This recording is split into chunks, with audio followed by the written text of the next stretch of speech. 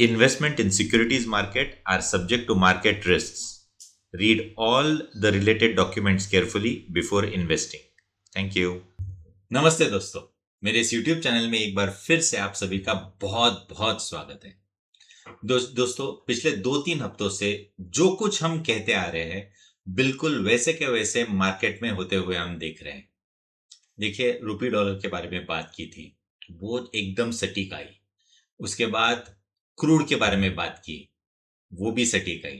तीसरी, इंडेक्स के बारे में बात की, निफ्टी के बारे में, वो भी प्रिसाइजली वैसे ही बिहेव करता नजर आ गया।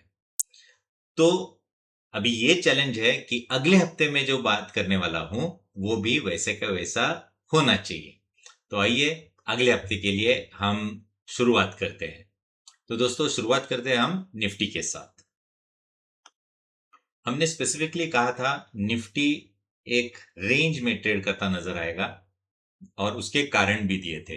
तो सोमवार को हम फ्लैट थे, मंगलवार को एकदम से जोर से गिर गए, बुधवार को थोड़ा सा राइज, शुक्रवार को राइज, गुरुवार को राइज और गुरुवार सेकेंड हाफ नीचे।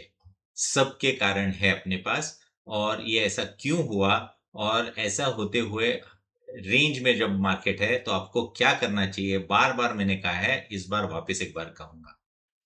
देखिए, जब ये फ्लैट था तो पीसीआर ठीक ठाक था। ये जो गिरावट आ गई तो 0.7 के नीचे पीसीआर आ गया, तो आपको बाय करने के लिए कहा था। इमीडिएटली इधर से बहुत अपसाइड देखने को मिली। जब 24,200 के आसपास आ गया, 1 बजे के आसपास, मैं दिखाता हूं आपको, 1 बजे के आसपास पीसीआर का वैल्यू था 1.3, 1.25 से आपको बेचने के लिए कहा था। और देखिए, उसके बाद एक अच्छी करेक्शन, ये करेक्शन के चलते वापस पीसीआर न्यूट्रल हो चुका है। अगले हफ्ते क्या करना है ये भी समझना है, पर पिछले हफ्ते को मैंने जिस तरीके से प्रेडिक्ट किया था उसी तरह से निफ्टी परफॉर्म करता नजर आया। अभी हम देखते हैं end of day charts. End of day charts में अगर आप देखते हैं तो मैं एक लकीर खींचता हूं। या अगर आप लकीर देखते हो तो हम एक इंपॉर्टेंट ट्रेंड लाइन के आसपास खड़े हैं। ये जो ट्रेंड लाइन है ये अप्रैल महीने से है, तो ये इसकी इंपॉर्टेंस बहुत ही इंपॉर्टेंट है। तो जब तक हम इस ट्रेंड लाइन के इर्द गिर्द है, मुझे लगता है मार्केट इसी 100-200 पॉइंट ऊपर नीचे ट्रेड करता रहेगा। और पिछले हफ्ते भी मैंने कहा था, पिछला जो इंपॉर्टेंट टॉप है उसके आसपास आता है तो उधर सप्लाई और डिमांड में बहुत भारी लड़त होती है। इस लड़त में कौन जीतता है ये देखने के लिए थोड़ा सा टाइम जाएगा। ये वॉर सिचुएशन, स्टॉक मार्केट की वॉर सिचुएशन इतने जल्दी खत्म नहीं होनी चाहिए। जितनी देर से ये चलेगी उतना अच्छा ब्रेकआउट हमें देखने को मिलेगा। आज हम देख रहे हैं कि 3-4 दिन हम लगातार एक रेंज में ट्रेड करते नजर आए। अगर 1-2 हफ्ते और होते हैं और उसके बाद ये ब्रेकआउट आता है तो एक बहुत बड़ी आपको अपॉर्चुनिटी मिलेगी लॉन्ग साइड पे। तो मेरा मानना है कि range 24,400 on the higher side, 23,800 on the lower side, इस 400 पॉइंट में निफ्टी ट्रेड होता नजर आ जाना चाहिए। अगर ऐसा होता है तो बहुत अच्छी बात है। और इस रेंज में जब आता है तब आपको पीसीआर, जो थोड़ी देर के बाद मैं बात करूंगा, उस हिसाब से अगर आप पोजीशन लेते हैं, पोजिशनली पोजीशन लेते हैं, तो एक बहुत अच्छा मुनाफा आप कैप्चर कर पाओगे। अगर मैंने जिस तरीके से कहा था, अगर ये आपने किया होता तो आपको ऑन द डाउन साइड आपको 200-250 पॉइंट, ऑन द अपसाइड आपको 300-350 पॉइंट बिल्कुल इस 4 दिन के सेशन में मिले होंगे।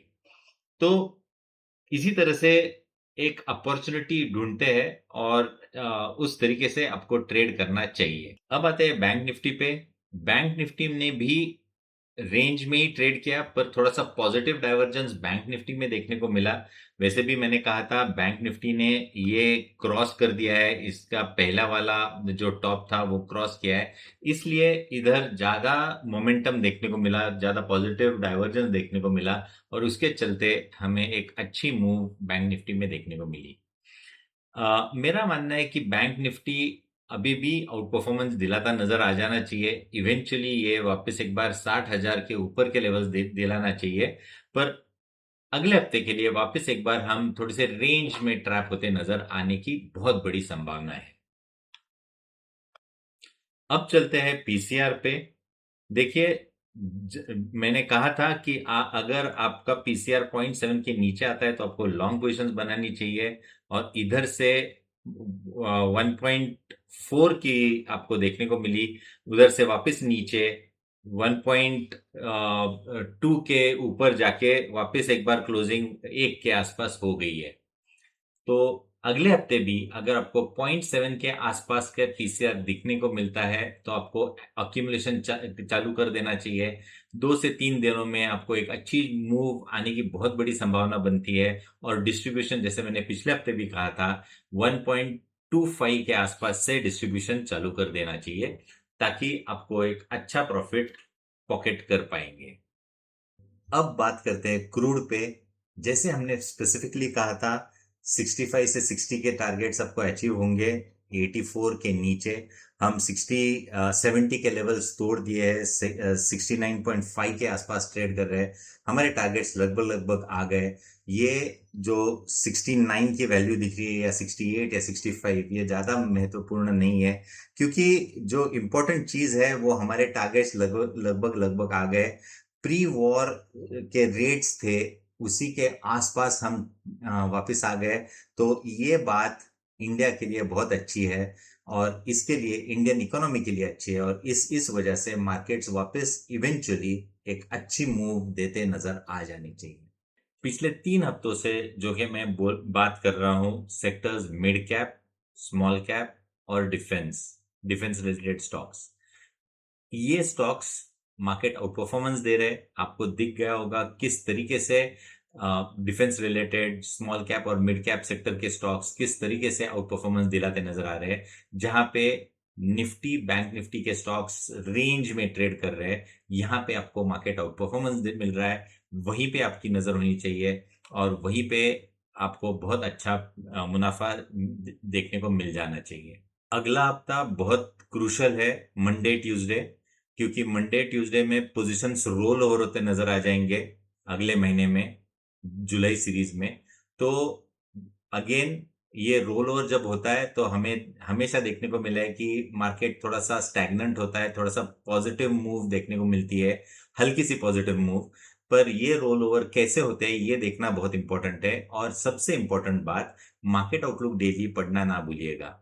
देखिए, मंगलवार के कार्नेज के बाद, बड़ी फॉल के बाद, मैंने स्पेसिफिकली मार्केट आउटलुक डेली में स्पेसिफिकली लिखा था कि मार्केट यहां से एक अच्छी बाउंस दिलाता नजर आ जाना चाहिए, और ये जो गिरावट थी ये सिर्फ लॉन्ग अनवाइंडिंग की वजह से हुई थी, कोई सेलिंग की वजह से नहीं।